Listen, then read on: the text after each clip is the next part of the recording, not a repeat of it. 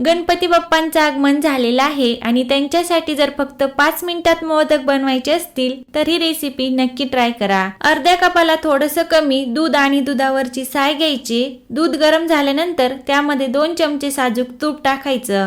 तूप दुधामध्ये चांगलं मिक्स करून घ्यायचं। लगेच यामध्ये अर्धा कप मिल्क पावडर टाकून घ्यायची। मिल्क पावडर सारखी हलवत दुधामध्ये मिक्स करून याला फक्त 2 मिनिटं शिजून घ्यायचं। आता यामध्ये मी हळदीचं दूध टाकून घेतलेलं आहे कलर येण्यासाठी। तुम्ही हवे तर केशरचं दूध देखील वापरू शकतात। सर्व चांगलं मिक्स करायचं। नंतर 4 चमचे साखर टाकायची। साखर यामध्ये पूर्णपणे मेल्ट झाल्यानंतर फ्लेवरसाठी थोडीशी वेलची पूड टाकून घ्यायची आणि हे सर्व चांगलं मिक्स करून घ्यायचं। हे मिश्रण पॅन सोडायला सुरुवात झाल्यानंतर एका प्लेट मध्ये काढून घ्यायचं आणि पूर्णपणे गार झाल्यानंतर याचे मोदक बनवायला घ्यायचे। सुरुवातीला मोदक साच्याला थोडंसं तूप लावून घ्यायचं आणि याचे मोदक बनवून घ्यायचे।